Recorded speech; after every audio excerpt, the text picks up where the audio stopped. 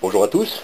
Alors aujourd'hui je vais vous présenter la suite des chapitres précédents puisqu'on va élaborer la préparation d'une recette. On va passer donc vraiment à l'élaboration de la recette.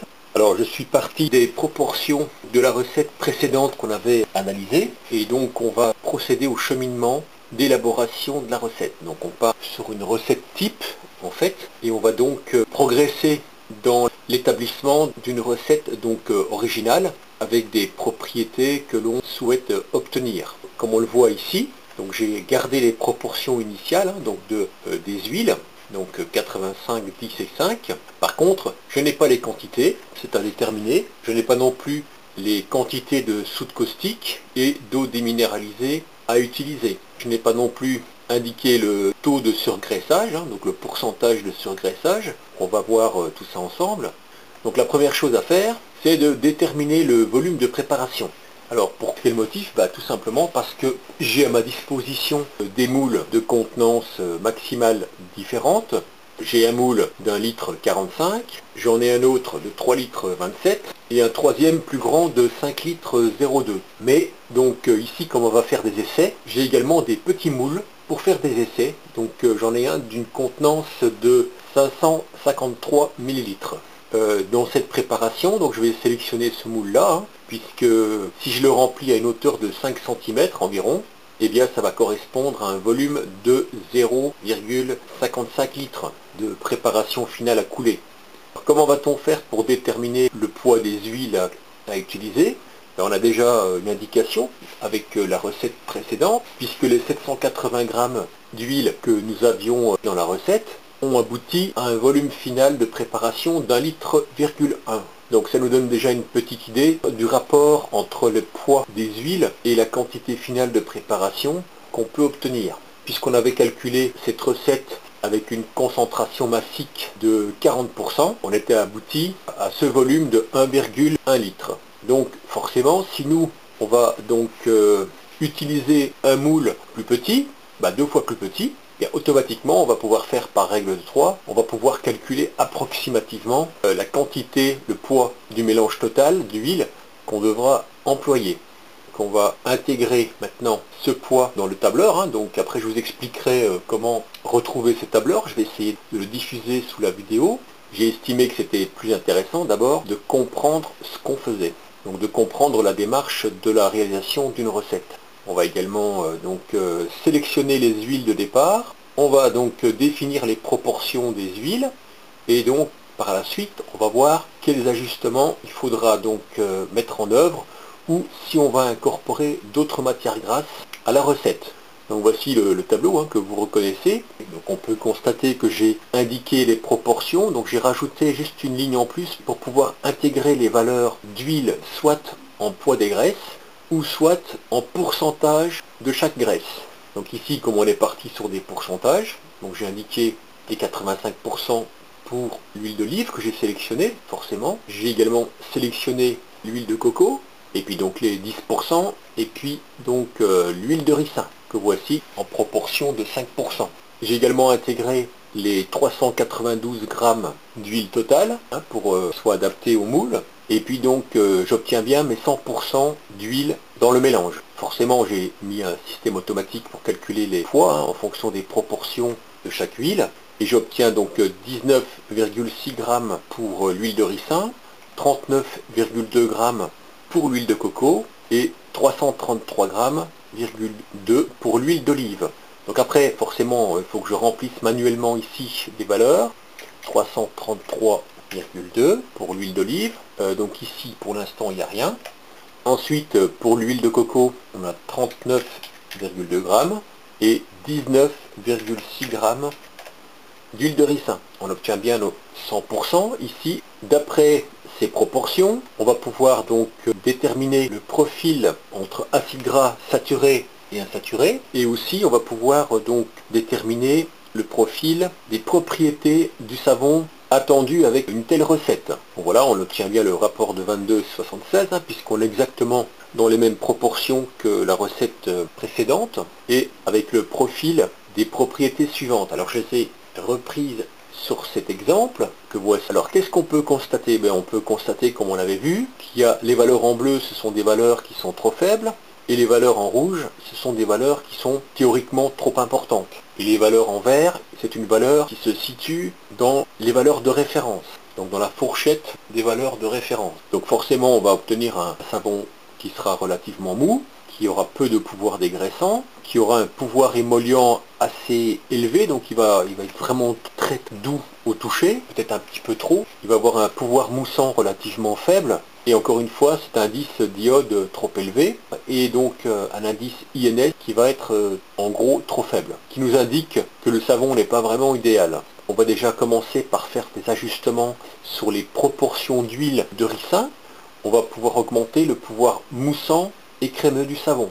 Donc quatrième et cinquième critère, si je retourne dans mon tableau, les quatrième et cinquième critères de l'huile de ricin permettent justement, par le profil de cette huile, d'augmenter les propriétés générales de ce profil dans le mélange d'huile principale.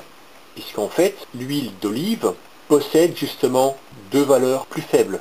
Donc si on réduit les proportions d'huile d'olive au profit de l'huile de ricin, forcément, on va se retrouver avec un profil qui sera renforcé pour ces deux propriétés. Effectivement, donc là, j'ai modifié donc les proportions suivantes.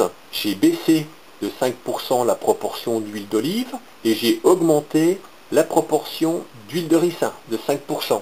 Automatiquement, qu'est-ce qu'on constate? On constate qu'on a bougé légèrement ces deux valeurs, puisque le pouvoir moussant est passé de 11 à 16, donc on l'a amélioré. On se trouve maintenant dans l'intervalle des valeurs de référence, et le pouvoir crémeux est passé de 20 à 24, donc il est même un peu meilleur que celui qu'on avait au départ. L'indice d'iode et l'INS n'ont pas bougé, pratiquement. Donc on voit que cette modification n'est pas suffisante pour améliorer les propriétés générales du savon. Mais on a déjà gagné un petit peu en indice. Donc si on cherche encore un petit peu, on peut se rendre compte qu'on peut encore modifier les valeurs en augmentant par exemple les proportions d'huile de coco, puisque si on augmente les proportions de cette huile, on va augmenter le pouvoir dégraissant, toujours trop faible ici.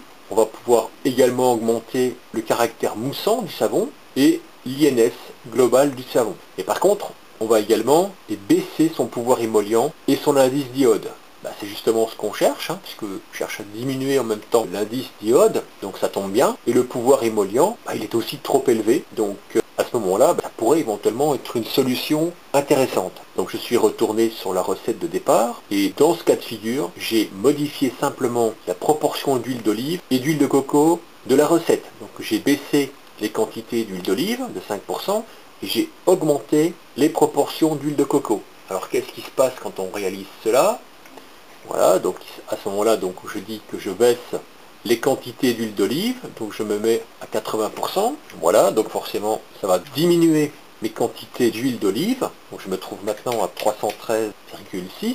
Et j'ai augmenté mes proportions d'huile de coco. En général, on n'essaye pas de dépasser 15%. Et pour les savons faciaux, par exemple, on va partir sur le fait qu'on va produire un savon facial. Je pars sur 15%.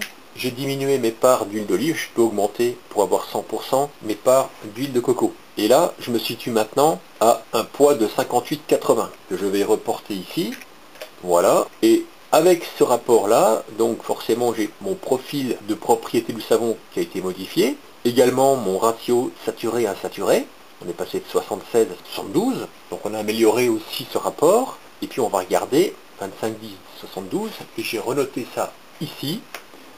Voilà, avec ce 25, 10, 112, et donc j'ai encore légèrement amélioré la situation. Ça veut dire que en modifiant uniquement ces deux critères, j'ai monté ma dureté du savon, alors qu'elle n'avait pas augmenté avec l'huile de ricin, et j'ai également augmenté mon pouvoir dégraissant, que j'ai pas pu faire augmenter avec mon huile de ricin. J'ai également amélioré mon pouvoir moussant, qui est un petit peu plus faible que celui que je pouvais obtenir avec l'huile de ricin, et mon pouvoir crémeux, qui est un petit peu moins bon que celui obtenu avec l'huile de ricin. Par contre, j'ai mon indice INS, qui était à 120 au départ, et qui maintenant est monté à 127.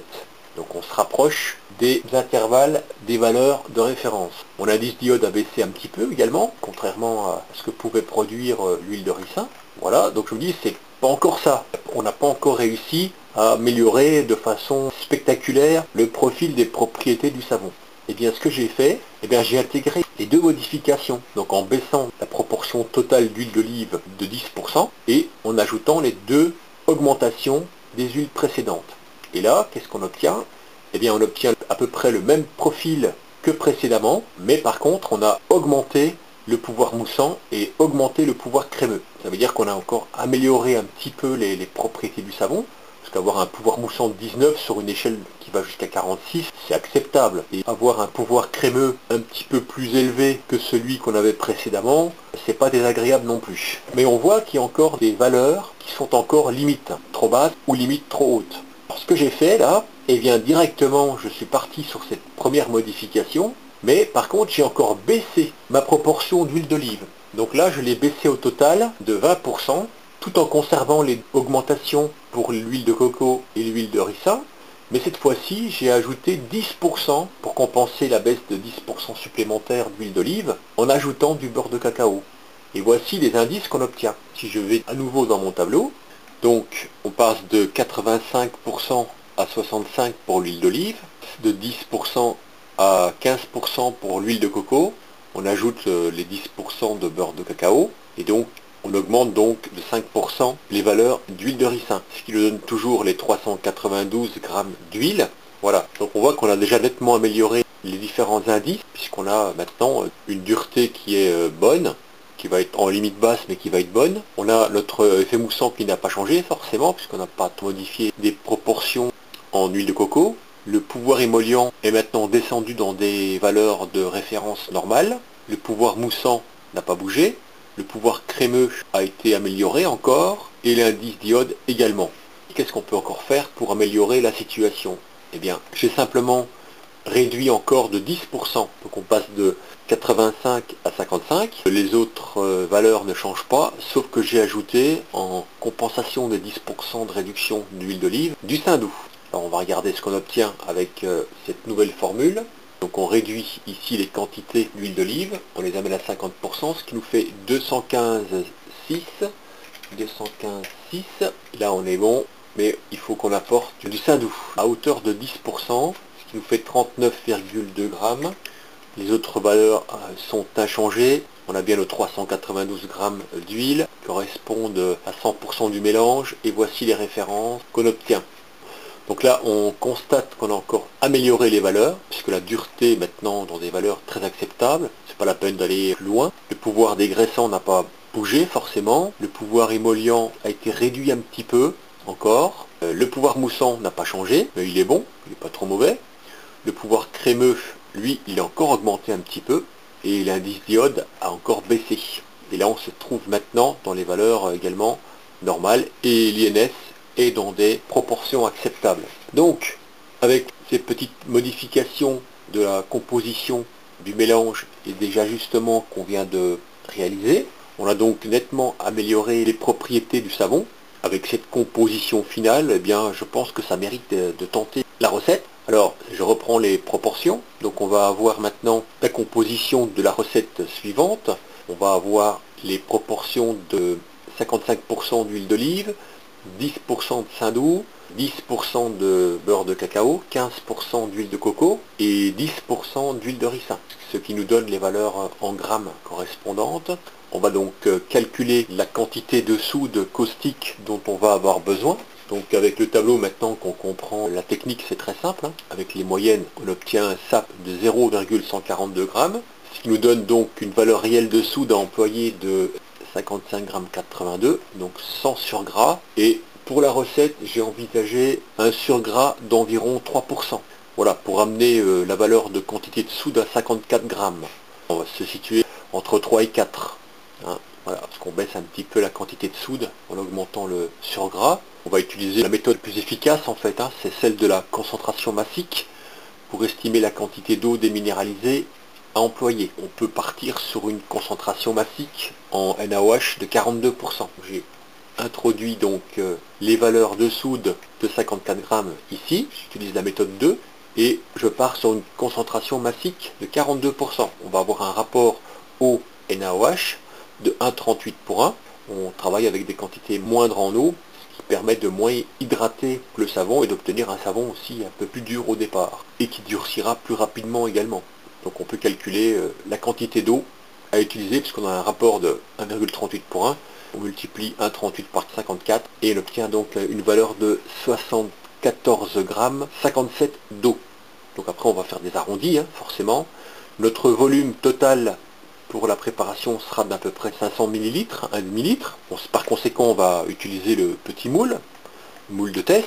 Voilà, donc maintenant notre recette est terminée, puisque on a à la fois nos proportions en huile, nos quantités de soude caustique, d'eau déminéralisée et notre surgraissage. Voilà, alors comment on va faire maintenant pour mettre en œuvre la recette? C'est simple. On va donc commencer par peser les matières grasses. On va faire fondre les matières grasses solides au micro-ondes. On va mélanger les matières grasses ensemble dans un récipient. On va peser la quantité d'eau déminéralisée. Ensuite, on va se protéger, mettre des gants, lunettes, un masque, des habits adaptés. On va peser la soude caustique et l'incorporer à l'eau, ne jamais faire l'inverse. Ensuite, on va mélanger la soude à la cuillère en inox, puis on va laisser reposer la solution. Elle sera même préparée la veille et on va la laisser refroidir au cours de la nuit. Ensuite, on versera cette soude dans le mélange d'huile, puis on mélangera avec une spatule, et ensuite au mixeur, pour émulsifier correctement la suspension, jusqu'à l'apparition de la trace. Et dès qu'il y aura l'apparition de la trace, forcément, on va tout simplement couler la préparation dans un moule qui sera posé sur un support, et puis après, on va positionner le tout dans un endroit à température tempérée, donc autour de 20-25 degrés. On laissera reposer donc la préparation, à peu près 12 à 24 heures, et puis on va simplement débiter le savon et placer les blocs sur un support ajouré pour finaliser la prise du gel de savon.